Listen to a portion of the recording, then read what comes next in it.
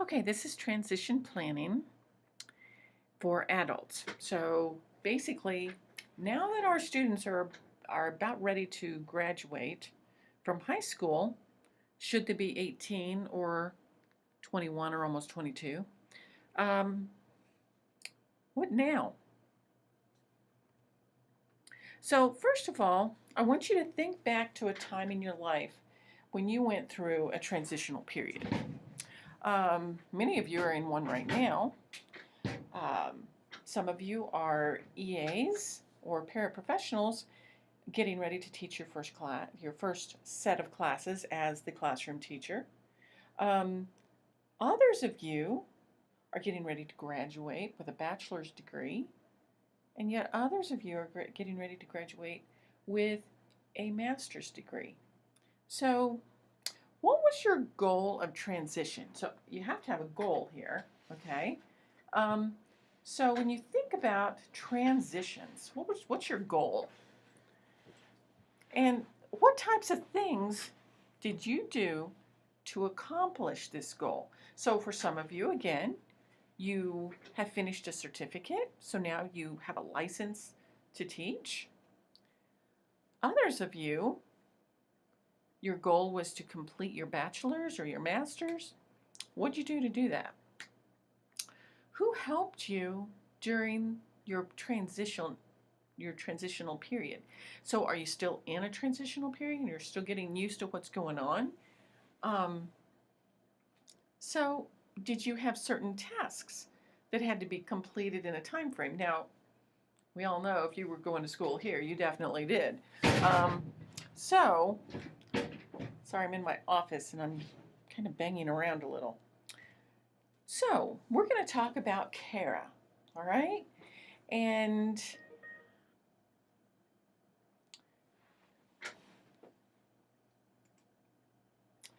so, we've got this girl Kara, and she has disability area. Now we don't know, according to this, we don't. I haven't put on here what kind of disability. She could have autism. She could have an intellectual disability. She could have a TBI or any number of disability areas that she needs to have a transition plan for. So, what her parents said was, we would like for Kara to graduate from high school, go to a local community college, and get a job that she likes and live on her own. Now, that's for some kids, that is going to be a very ambitious goal. For others, it's going to be right on the mark or very realistic, and yet for others, it may not be completely realistic. So, but we have to think, this is the desire, this is the dream of Kara and her parents. So, what is transition planning? Now, last week we talked about transitions as well. Um, so, we need to look at how does it work? And that's what we're going to talk about this week. How does it work for adults? So, we have to have a cooperative partnership. Now, anytime we have any kind of a cooperative relationship, you have to remember that everybody is on equal footing with one another. So we've got Kara, her family, we've got school, and then we might have some post-school personnel that come in for these kinds of meetings. We might even have somebody in the community that wants to take part. A lot of times, transition plans do involve at least one person from a community, at least they should. Might have her employer, might even include her friends and neighbors. I think you can see where we're going with this. So, what is transition planning?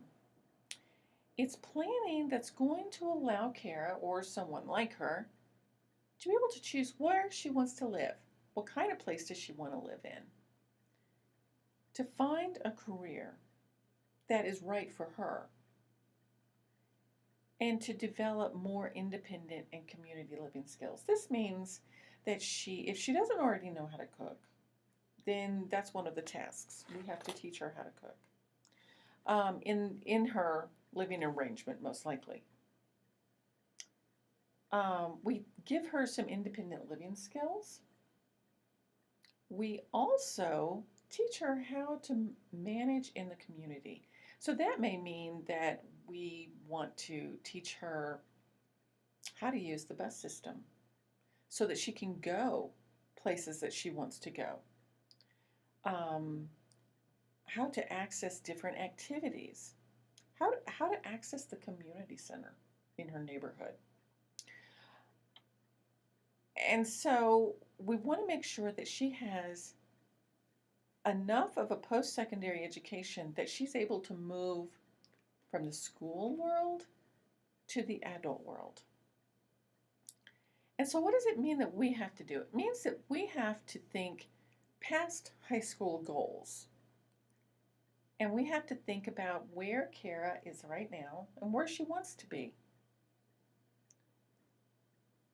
And how can we individualize her learning for her? We also have to be able to outline her and have a good understanding of her school experience. And how are we going to um, help her to manage this plan? Because right here it says, should it be character driven, but not professionally driven? We are the professionals. We're the ones who have been driving the bus, so to speak. Okay? Um, so it has to become Kara driven. It has to be her plan. She has to be able to use it. And it has to, instead of being about academics so much, it has to be about what Kara wants and what's best for her in her adult life. And we have to make sure that we take into account her strengths and her weaknesses or her deficiencies. And yet, we also have to remember this is not an add on thing that we do on top of everything else at school. This is now the IEP. So it's a whole lot more than just paperwork. This is why we've been talking in this class about having different types of learning um, centers in the classrooms. So who's going to be involved in this process? A lot of different kinds of people can be. We can have different teachers, the school counselor. We might have a vocational rehab um, evaluator come in, um, rehabilitation professionals, looking at students and friends, disability specialists, some clinical therapists maybe. We also might want to include the school psych, a social worker. There's a lot of people that we're going to include. Now, be sure that you do not forget to include the parents. This is very, very important. So we want to make sure that they are integral to everything that we do. So then we're going to look at the transition component of the IEP. Now, the IEP, like I said, becomes the transition IEP. So we're no longer really just talking about academics. We have to start talking a lot more about where are they going to go? How are they going to use these academics that we've been teaching to them? So we have to make sure that we have developed the transition part of it and make sure that Kara knows how to use it. We also have to make sure that it is focused on her post-secondary goals. What does she want to do? And not just instructional objectives anymore. And we want to make sure that we have put down or outlined what we're going to do, so the activities, to help her to be able to reach these goals. So that means we're going to have to ask her, what do you want to do? What are your hopes and dreams for your life? Where do you want to live? Now, sometimes we're going to get really good, realistic answers, and sometimes we're going to have to help students to kind of see their way through to a realistic answer. So, when we look at this ongoing process, we have to remember that transition really is an ongoing process. We are all still transitioning. in one way or another. Um, we can be ready to move on to a new career. Some of you are. Others of you are just transitioning from one class to another class right now. So we are all constantly transitioning. And so we have to find out what are her individual needs, what does she like, and what is she interested in? These are very important questions. So we have to make sure that if she's not happy where she's working right now, that we can somehow find a way to give her some training so that she can be prepared to move on into a different type of work after she is out of school. We have to give her the educational background that she needs, so that's the academic part. We also need to teach her some living skills and teach her how to deal with social environments, especially kids that really are a little lacking in that area. We need to help them learn, what does a social situation look like? How can I deal with that situation? And how am I going to deal with it? How have I in the past? How am I going to do it in the future? So all of these things have to be interwoven into the transition IEP so that we know what kinds of goals and services we need to include. And this comes from CEC 1997.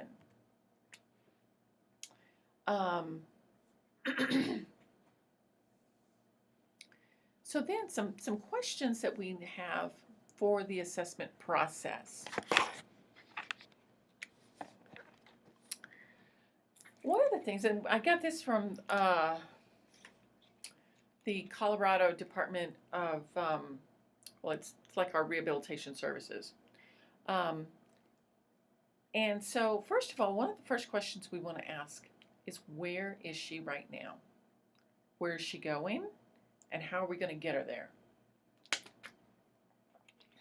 So, what are her preferences, her interests, her needs, her strengths, her capabilities, and aptitudes?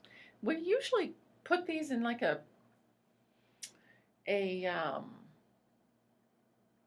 chart and start answering these questions. And it's often, this is called a needs inventory. So where does she want to work? Where would she like to live? And if she's going to go to post-secondary school, where is she going to do that? What courses does she need to take in high school and beyond to be able to achieve any post-school goals? And what skills does she still need? What kind of training programs are going to be a best fit for her? So when we look at, I'm going to move this up a little bit. When we look at transition assessments, what kinds of transition assessments are we going to look at? Because there's a lot of them out there. All you have to do is kind of Google them and you can find a lot of stuff. So there's different educational settings that we might want to do some assessments in. Job link centers, okay, so workforce. Mental health agencies and clinics, vocational rehab offices, community rehabilitation programs. As you can see, I've got a whole list of them here. So what kinds of assessments do they do? We have learning style assessments, which we should have already done if we're working with someone. Curriculum-based assessment. Now, a curriculum-based assessment is really looking at the curriculum that we're using in the classroom and using that to do most of our academic types of assessments with, or at least using it to some degree. Observational reports. So that means that we sit and we do an observation, all right? We're going to write down what they did. What if you saw something happen and then they reacted, what was that something that they reacted to? How did they react to it? let them shadow, either do a job shadow or try out a job for a week or so they can see if they like it. Look at their work samples from their classroom, all right, from different classes that they've had. You also might want to use some task analyses, which could help students to learn, you know, more deeply, have a deeper learning or understanding of something that you're asking them to do. We also have a lot of interviews and questionnaires, and sometimes we call these dream sheets, and dream sheets is just another one that we can add in there. And then we also want to do those environmental assessments like the MAPS or the PATH. Okay? You knew I was getting ready to come to that here in a second. I knew you did.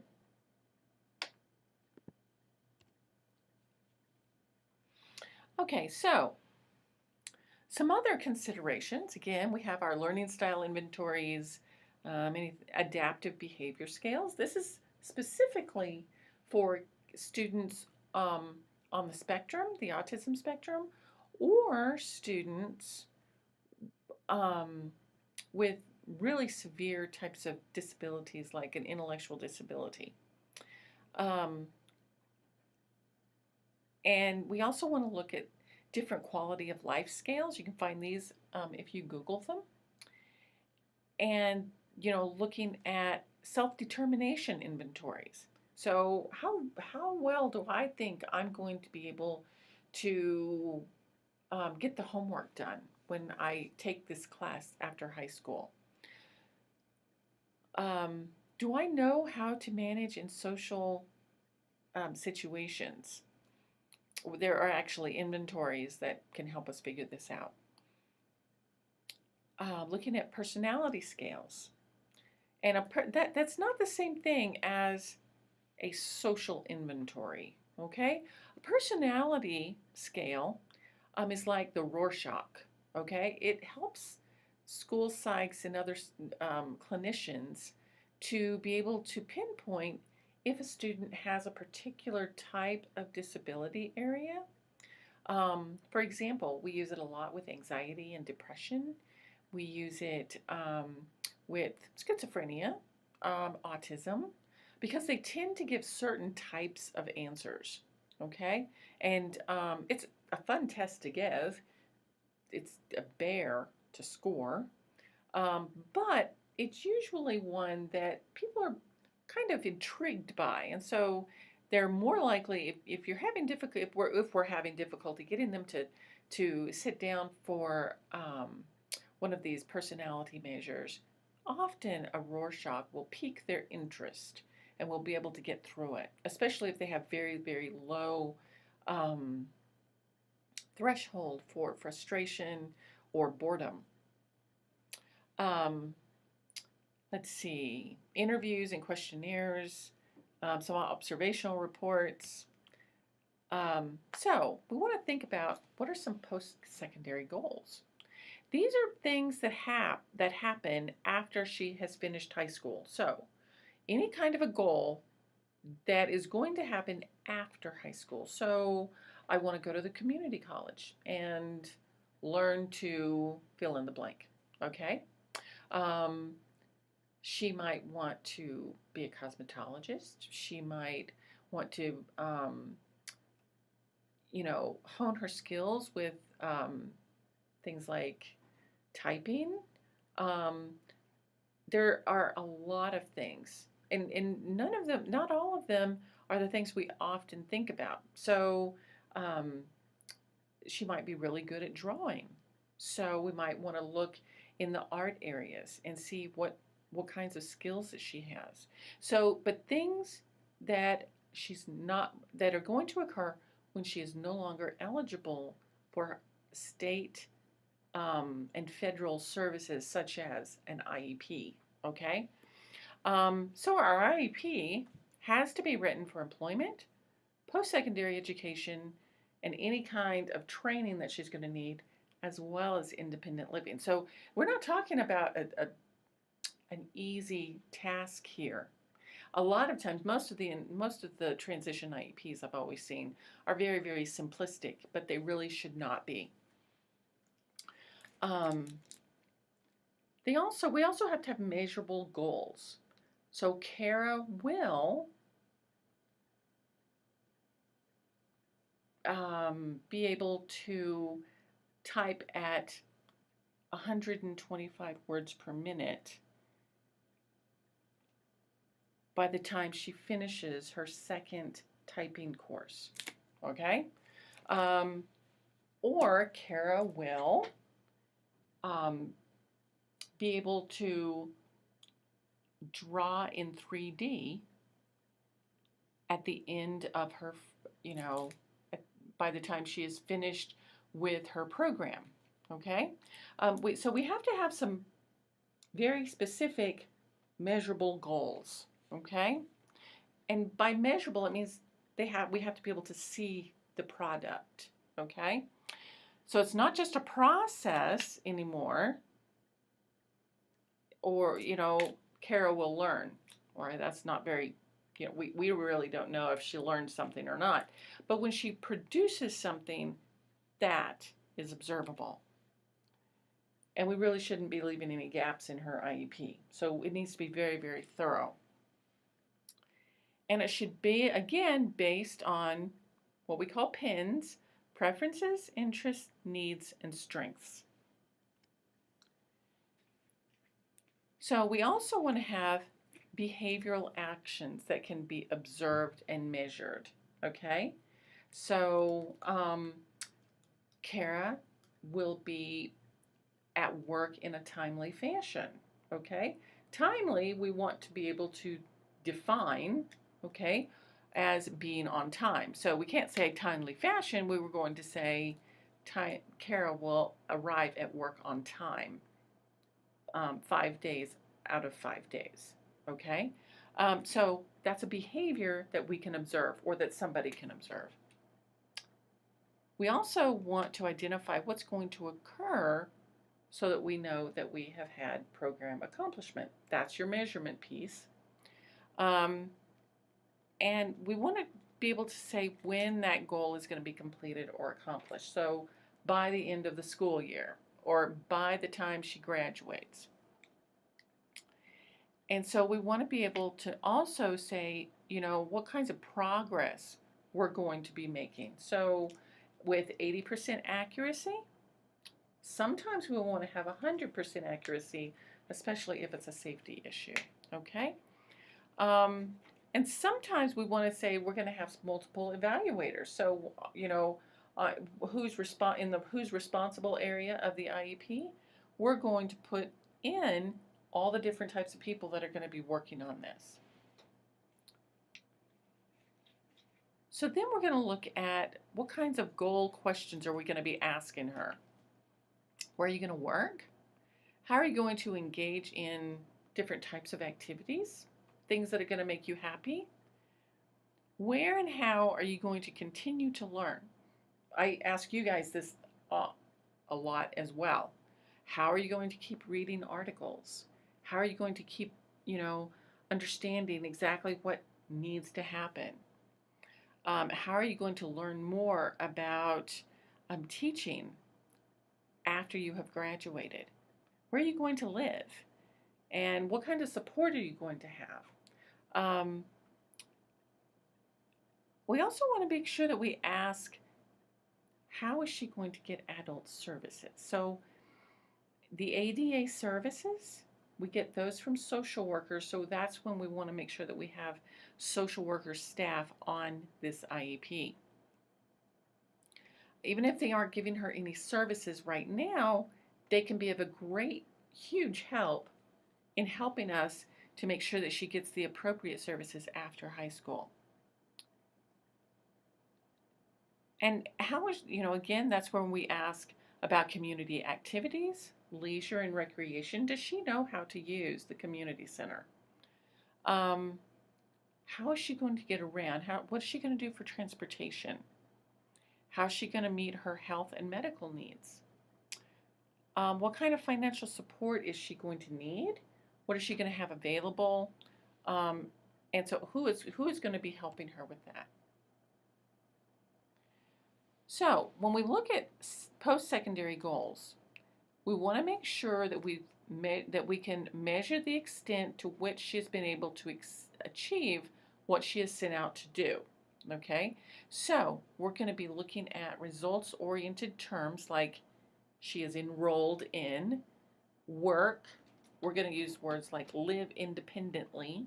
Okay, you might want to remember these for when you write your transition IEP. Okay, because in this class, we should always have a transition element to almost every IEP because for students with severe needs, we always want to think transition. Even if they're 3 or 4 years old, we're always thinking about transition. We also want to use descriptors like full-time and part-time so that she knows exactly what kinds of hours she's going to be keeping. And we also begin them with begin after high school or after high school. Kara will, excuse me. So here's a formula for writing post-secondary goals. I kind of liked this when I saw it. We found it in Ideas That Work. So after high school, after graduation, or upon completion of high school, Kara will list the behavior, use public transportation, to work, or her full-time job.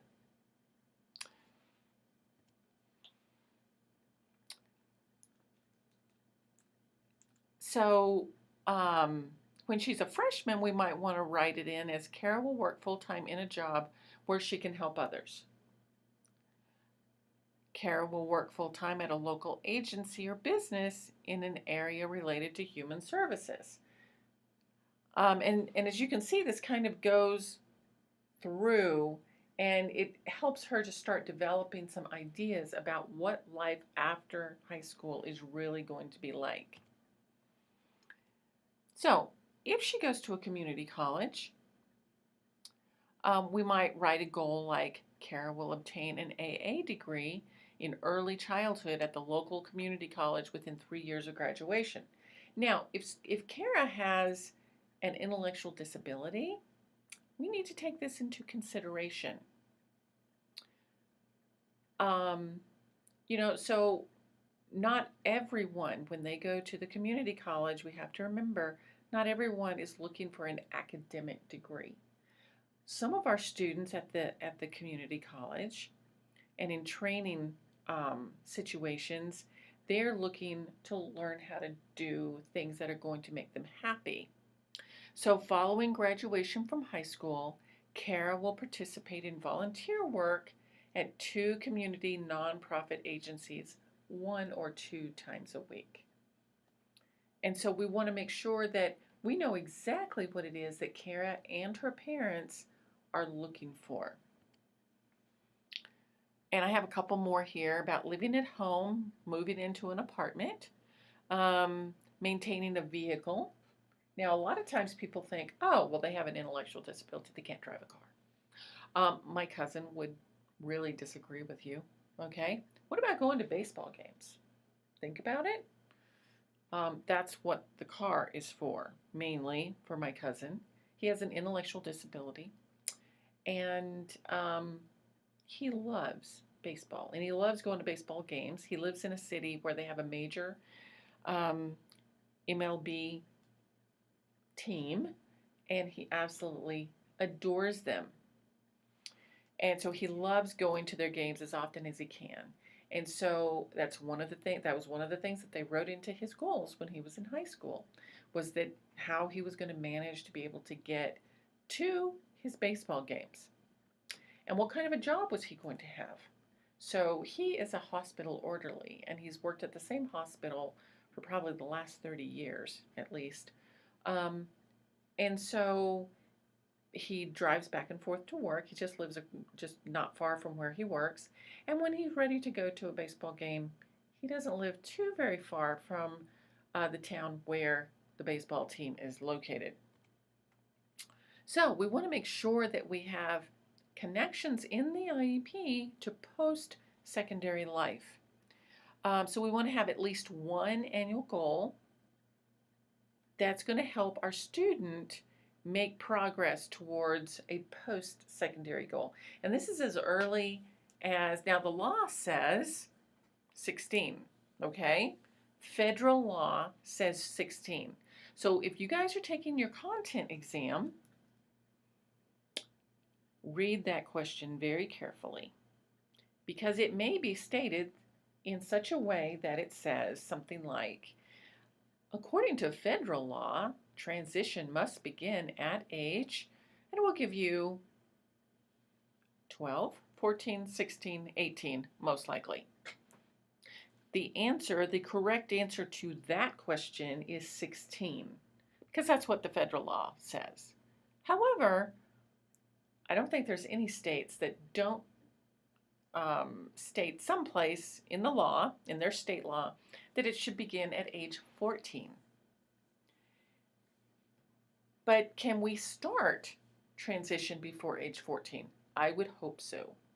So be sure that if it says state law, you say 14. If it's federal law, remember 16. So we want to look at those transition components and make sure that our IEP has a very clear connection to those. We also want to make sure that the goals should determine the transition activity and the content of the IEP goals. And that we've also provided for specifics of instruction. So it's not just that they're going to learn this new and wonderful skill. We're going to be specific about how they're going to learn it, who's going to teach it. We may want to go so far as to what kind of curriculum are we going to use. We also want to make sure that we have linked everything to their future care, okay? And so I know this sounds, when you start thinking about it and you think about, oh my gosh, how am I going to get all of that in one IEP? You know, IEPs can be very, very long, especially these transition IEPs. But it's well worth the time that we put into them once we finally have them written.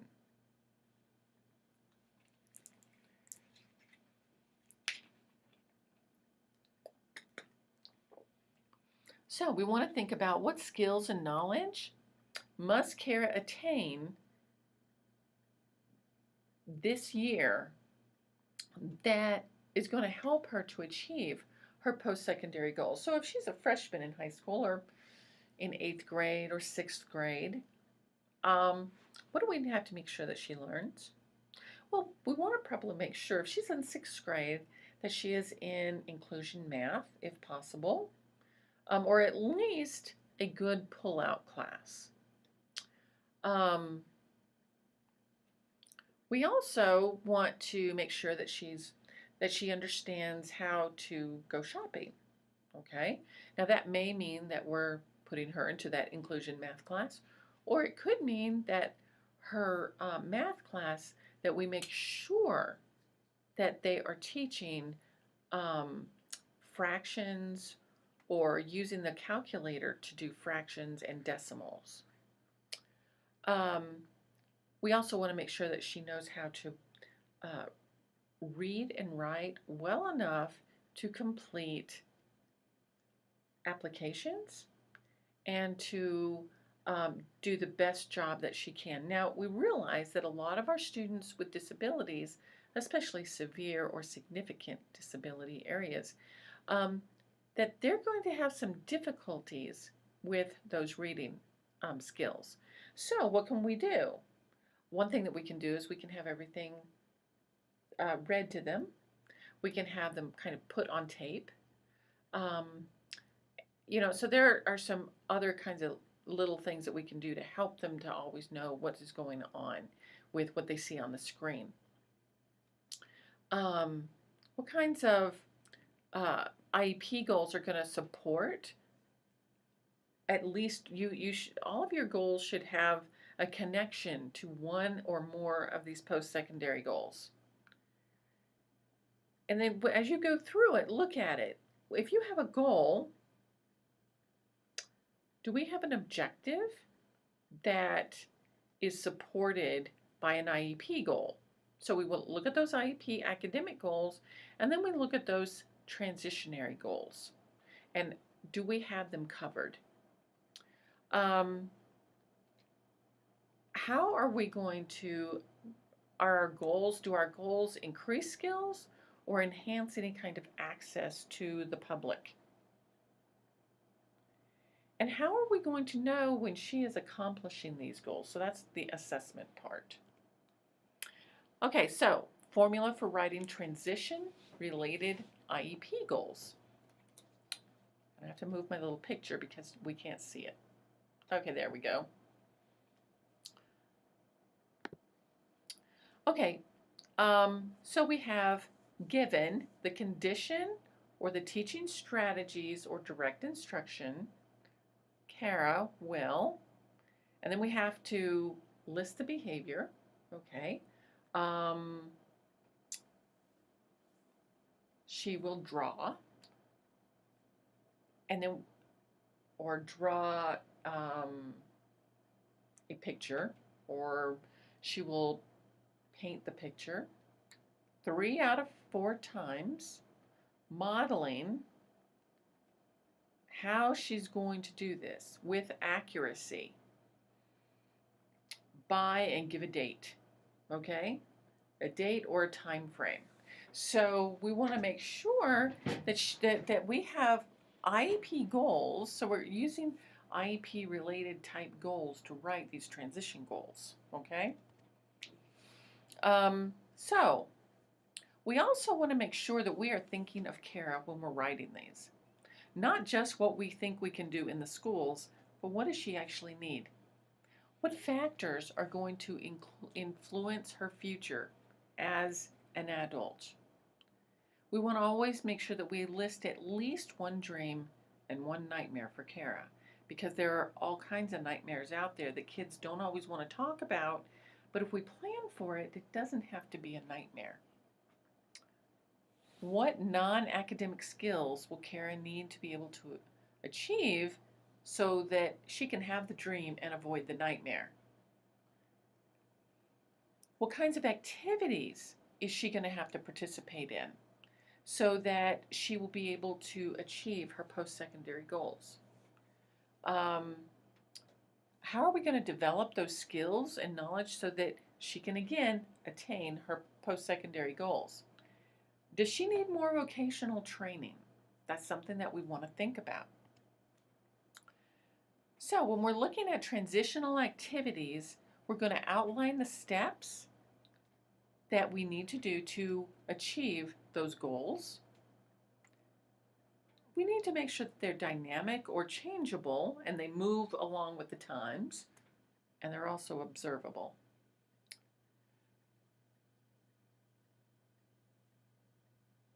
And we should begin while she is still in school, but we realize that they are going to actually occur when she is out of school. And how are we going to assign these to a wider range of individuals? So what I mean by that is, who's going to be helping out with this, and what are their roles and jobs, and what are our expectations? Are we going to plan for one-time events? Sometimes we might want to.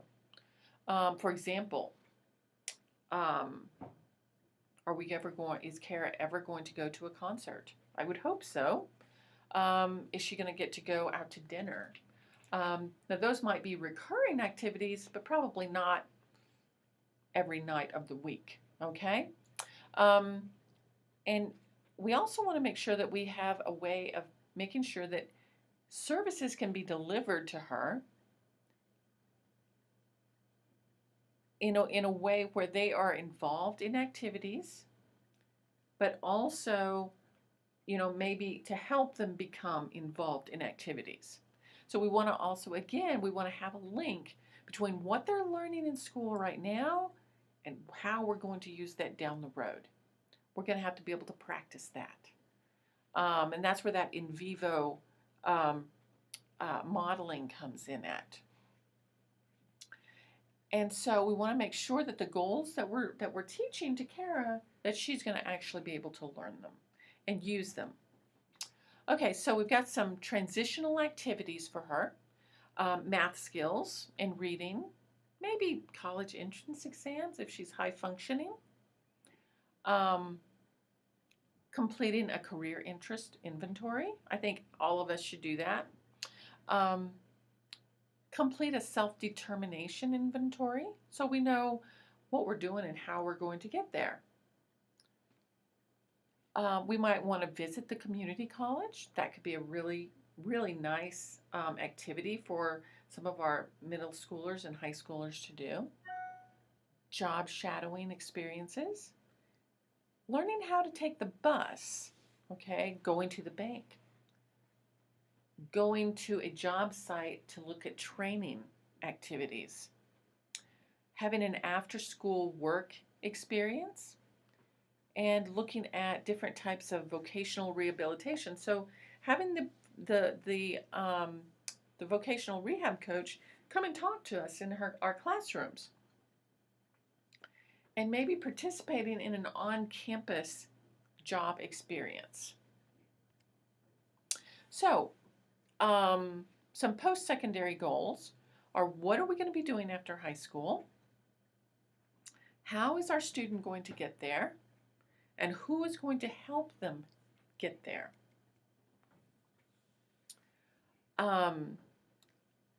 Some other kinds of pointers that we can talk about are: how is Kara going to participate in her IEP meeting? I personally think that when students are ready and they say, I want to go to my IEP, even if they are just 5 or 6 years old, we should let them go to that IEP. We don't want them to be afraid of it. We also want to plan early and start asking questions about what is she going to need in middle school. Again, what are her hopes and dreams? What are her goals? What does she want to do? Again, we want to look at those pins: preferences, interests, needs, and strengths. And those post-secondary goals so that she can express what she wants to do. So does she want to be a veterinarian, or might she instead be happier with helping to take care of the animals when they're boarding at the veterinarians, okay? Because sometimes kids want to be the veterinarian until they find out that they actually have to operate on those poor little animals when they're ill. And that might not be what they want to do, but they would be very happy and they would be able to be a good veterinarian's technician. All right? So think about allowing students to find out what these different people actually do in their real life jobs. Put together different types of classes for kids like Kara who need to have educational and community experiences. It doesn't all have to happen right there in the classroom. We can have students go out into the community and learn about what it is that they personally want to do. Again, on-the-job skills sets, and helping students to know about supports and services. Because a lot of times we don't tell them about the supports and services that they're either going to have access to or that they're going to need. So, got a checklist here. Post-secondary goals. So we want to look at employment, post-secondary education, independent living. Are those post-secondary goals being updated annually? If it's an IEP, it should be. Is there evidence that the measurable goals were based on age-appropriate transition assessments? Are there any transition services listed in the IEP that are going to help them to meet their post-secondary goals? Do the services include a course of study, or there are different types of goals that we're going to be looking at? Okay. Is there evidence that they were invited to an IEP meeting? We should definitely have evidence that we have invited our students to their own IEP meeting. And is there evidence that there is a representative of a participating agency involved? So remember that transition planning is not about our world. It is about Kara's world and kids like her, and what kind of vision that she wants to have for her own future.